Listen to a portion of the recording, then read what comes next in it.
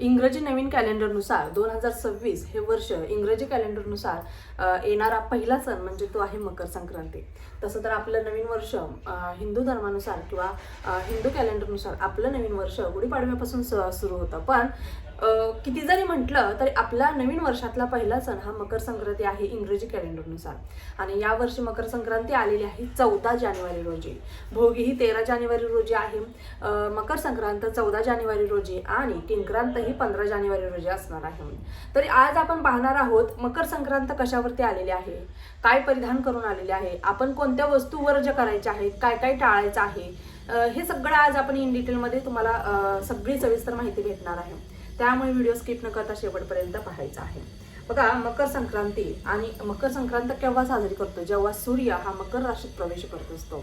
पौराणिक कथा प्रत्येकाला माहिती आहे. पौराणिक कथेनुसार मकर संक्रांतीच्या दिवशी सूर्य हा मकर राशीत प्रवेश करतो.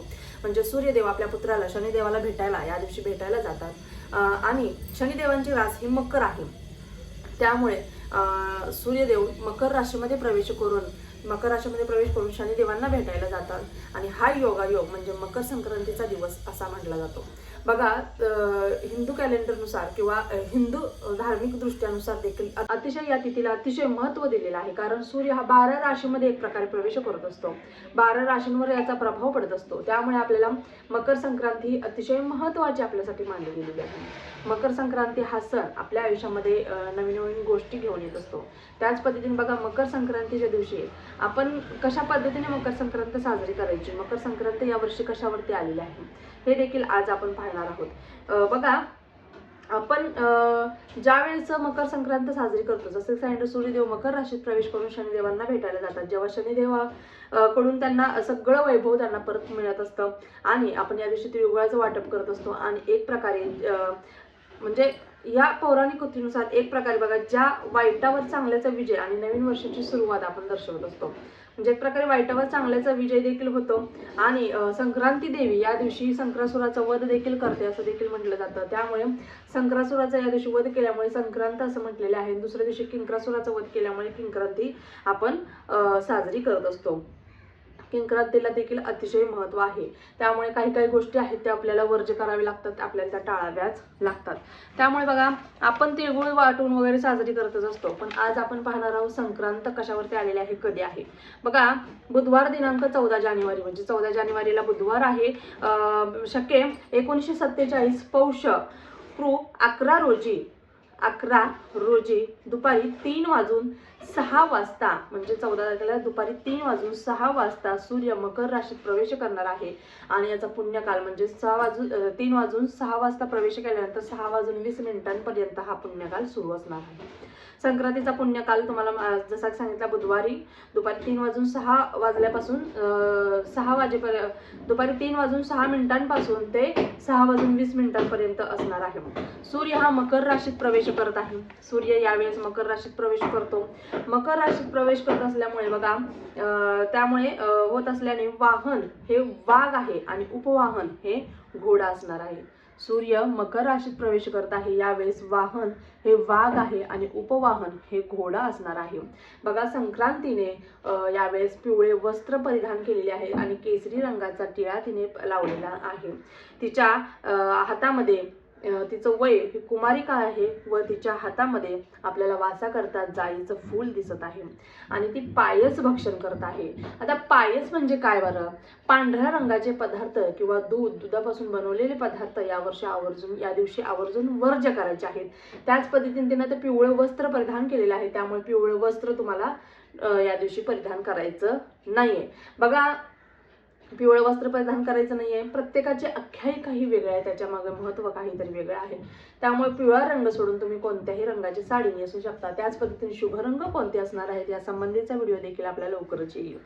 बघा, सर्प जाती आहे. जाती ही सर्प असणार आहे आणि तिचं नक्षत्र नाव हे मंदाकिनी आहे. मंदाकिनी आहे आणि समुदाय हे 30, समुदाय मुहूर्त हा 30 आहे. पूर्वेकडून पश्चिमेकडे जात आहे आणि वायव्य दिशेस ती पाहत आहे. तुम्हाला समजलं असेल. संक्रांतीचं वाहन हे वाहन हे वाघ आहे आणि उपवाहन घोडा आहे. तिने पिवळं वस्त्र परिधान केलेलं आहे, केसरी रंगाचा टिळा लावलेला आहे, हातामध्ये वासाकरता जाईचं फूल आहे, वयाने ती कुमारिका आहे, पायस भक्षण करत आहे. त्याच पद्धतीने बघा केसरी टिळा लावलेला आहे तिने. भूषणार्थ तिने मोती धारण केलेला आहे, म्हणजे अलंकार तिने कोणता तर मोती धारण केलेला आहे. नक्षत्र नाव मंदाकिनी आहे आणि पूर्वेकडून पश्चिमेकडे जात आहे आणि वायव्य दिशेस ती आपल्या पाहत आहे. अशा पद्धतीने संक्रांत ही कशावरून आलेली आहे तर वाघावरून आलेली आहे. उपवाहन घोडा आहे. तर तिने ज्या ज्या वस्तू परिधान केलेल्या आहेत त्या वस्तू वर्ज्य कराव्या म्हणतात. तर पिवळ्या रंगाचं वस्त्र या दिवशी आपल्याला वर्ज्य करायचं आहे.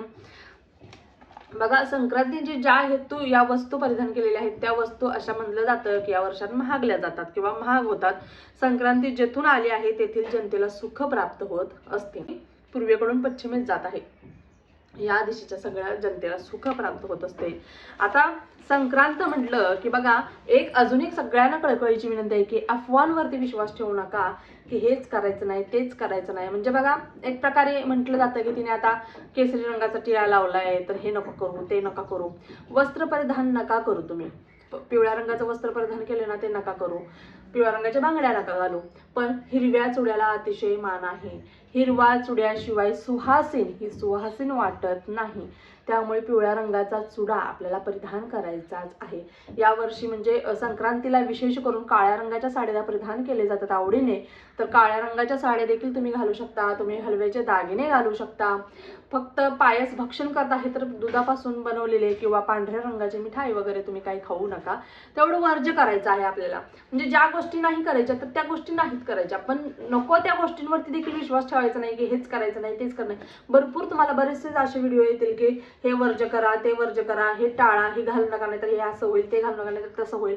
असं अजिबात करायचं नाही. फक्त पिवळा रंग तुम्हाला वर्ज्य करायचं, बाकी तुम्हाला कोणत्याही अडचणी येणार नाही.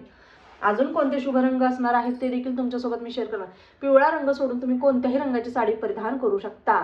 पण त्यातल्या त्यात अजून कोणते शुभ रंग असतील हे देखील मी तुम्हाला लवकरच सांगेन. त्याच पद्धतीने आता आपण काय करायचं आहे संक्रांतीचं आपल्याला काय दान करायचं आहे. संक्रांतीच्या दिवशी आपल्याला बघा जास्ती करून गोरगरिबांना नवे वस्त्र दान करायचं आहे.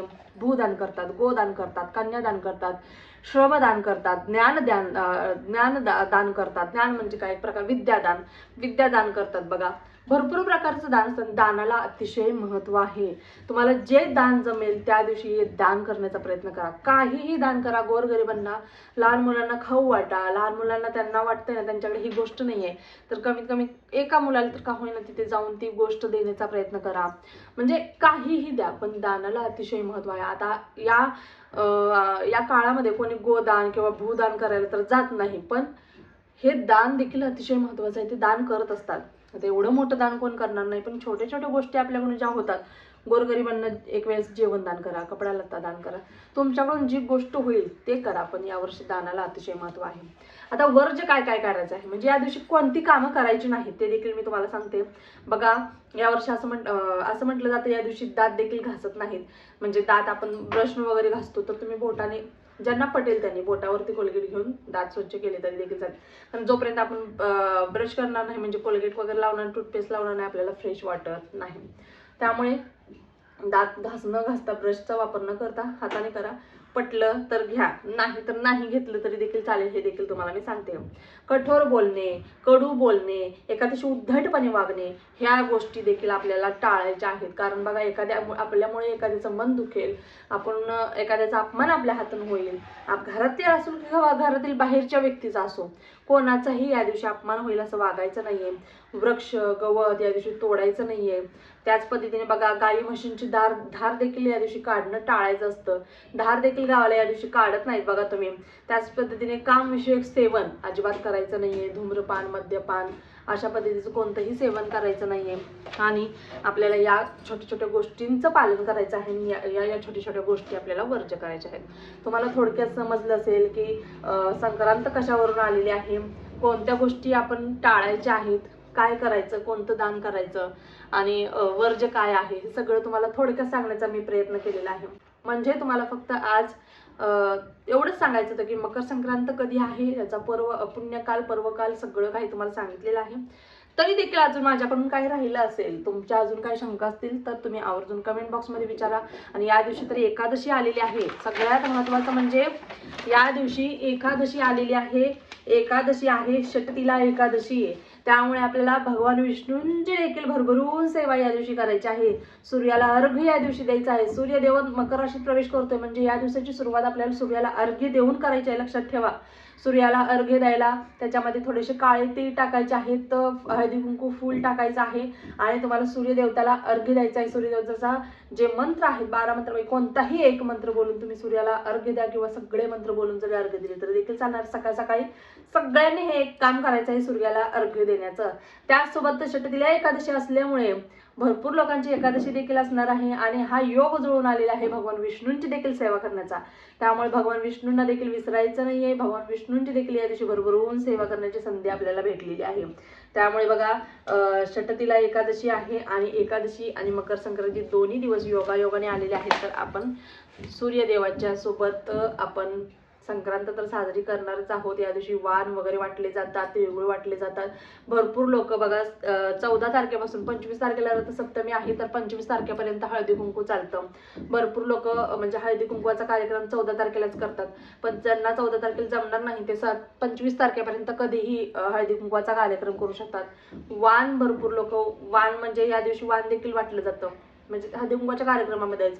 जर वाणाचे देखील आयडिया हवे असतील तर त्या संबंधी देखील आयडिया संबंधीचा एक व्हिडिओ नक्कीच घेऊन येईल. काय तुम्ही देऊ शकता वाणामध्ये हे देखील मी तुम्हाला नक्कीच छोटासा व्हिडिओ बनवण्याचा तो प्रयत्न करणार आहे. बरोबर, तर चला तर मग आजच्यासाठी एवढंच. अजून देखील तुमचे काही शंका असेल तर नक्कीच कमेंट बॉक्समध्ये विचारा. आपल्या चॅनलवर प्रत्येकाच्या शंकेचे निरसन केले जाते, तुम्हाला देखील चांगलंच माहीत आहे. श्री स्वामी समर्थ.